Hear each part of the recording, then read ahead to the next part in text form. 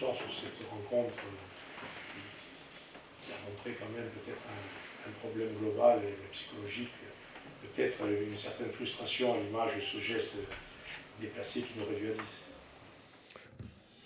Oui, effectivement, il y a plein de choses, les faits de jeu qui sont retournés contre nous. Bon, après, en aucun cas, nous sommes excusables, hein, on a fait trop d'erreurs. On est une équipe aujourd'hui qui est totalement dans le doute, que ce soit défensivement et offensivement. On sent bien qu'à chaque action ou chaque situation, on peut vite se mettre en danger. Même quand au moment où on redresse un peu la tête, on se fait punir trop facilement, hein. Sur le premier but, on est pris à défaut sur un centre en retrait, sur un débordement. Puis à un moment, quand vous pensez que vous allez... bon, le carton rouge de Benji, je ne vais pas y revenir. Puis vous tentez des choses, vous revenez à 2-1, on a la balle d'égalisation à 2-2. Et puis vous prenez ce but ridicule, le troisième.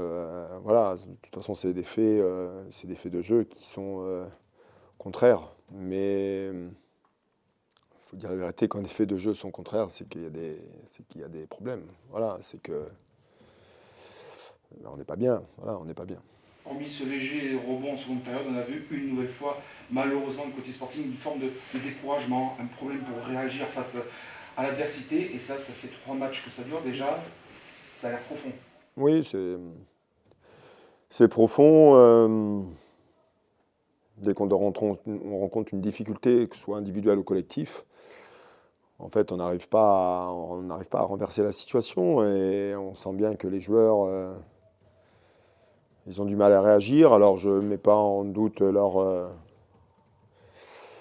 de vouloir bien faire, mais non, il y a trop de manque. Et puis voilà, quand vous êtes dans une situation comme ça, vous prenez des buts, regardez, on n'arrête pas de prendre des buts sur coup de pied arrêté, on en a encore pris 2 ce soir. Les coups de pied arrêtés sont relativement assez significatifs de l'état d'une équipe.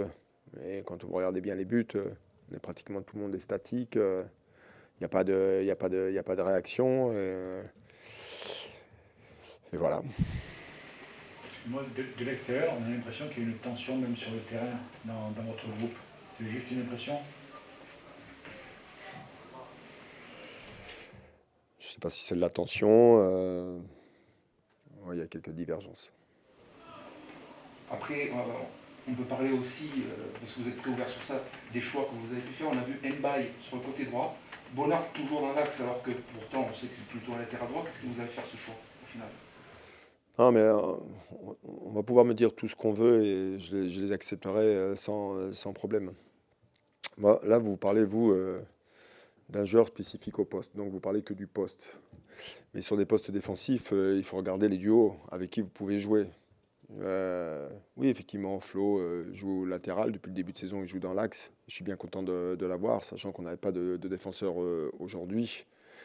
Il était impossible pour moi de lancer le jeune Mbaye sur une situation d'une défense à 4 ici, sachant qu'il avait fait une mi-temps très correcte à Grenoble.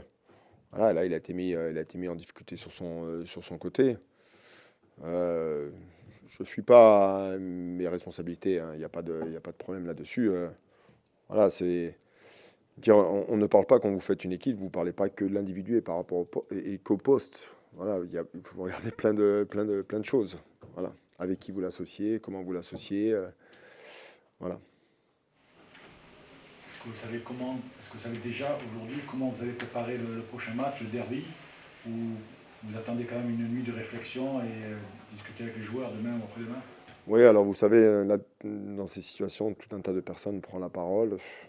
On dit bien souvent et on répète bien souvent les mêmes choses. De parler, c'est bien. C'est la chose la plus simple aujourd'hui dans cette société, tout le monde parle. Voilà, oui, je vais prendre la nuit, je vais réfléchir à tout ça. Est-ce que j'en parlerai demain? Est-ce que j'en parlerai dans 2 jours? Vous doutez bien qu'on va faire des analyses de tout ça et en tirer des conclusions et faire un bilan. Voilà, puisque la situation est délicate. La tension dont on parlait se répercute aussi avec les supporters. On l'a vu, et d'ailleurs ça continue alors qu'on est en conférence de presse. Qu'est-ce que vous auriez à leur dire aux supporters ce soir?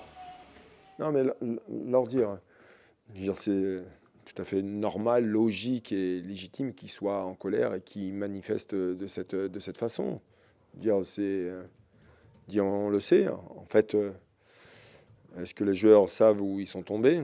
Est-ce qu'ils ont pris conscience ou ils prennent conscience dans quel club vous jouez? J'ai le droit de me poser la question. Et concernant le public et les supporters, en fait, je les comprends totalement. Voilà, il va falloir affronter aussi tout ça. Il faut affronter l'aspect sportif, affronter tout ça, mais tout est légitime et normal. Et ils ont raison. Excusez-moi, je reviens sur le fait de jeu. Nicolas nous a dit que le fait de jeu, c'était l'expulsion de Benjamin Santé. Les tribunes, on n'a pas du tout compris ce qui s'est passé. Il était pas bien. Bah, il y a un accrochage. Il met un coup. Il met un coup volontaire. Donc, est-ce que c'est l'énervement? Est-ce que c'est la tension? Est-ce que... voilà, et vous voyez bien son comportement, il est sorti direct, il n'a pas revendiqué quoi que ce soit, il a mis un coup volontaire, voilà, et ça mérite rouge. Je peux pas, je vais pas défendre les choses qui sont pas défendables, voilà. Maintenant, pour quelle raison il fait cette faute ridicule?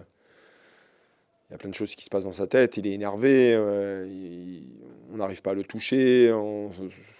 Regardez le nombre de centres qu'on a fait en première mi-temps, on touche pas un bleu, on centre pour centrer. Je ne vais pas dire qu'on se débarrasse du ballon, mais en fait, voilà, on ne fait pas les choses, mais un peu. Et puis en plus, il n'y a pas un centre qui arrive, et il n'y a personne dans la surface. Donc on a du mal à accompagner. Donc ça, c'est vraiment des problèmes collectifs, des problèmes de tête, de mental.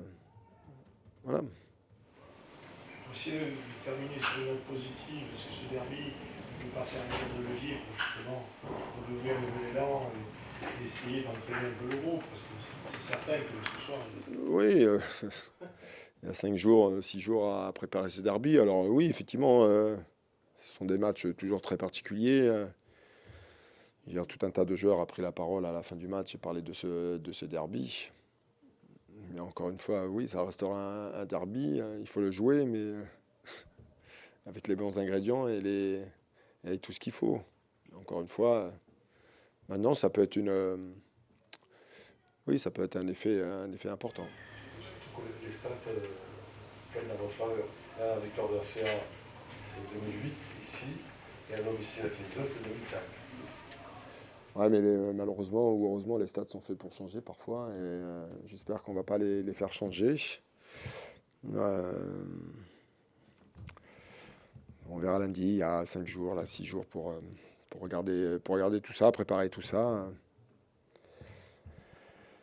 Là, il faut plus que laver les têtes, hein. Et là, il y a beaucoup de choses à laver, hein. Il y a beaucoup de... Vous savez, parfois, la bonne volonté ne suffit pas non plus.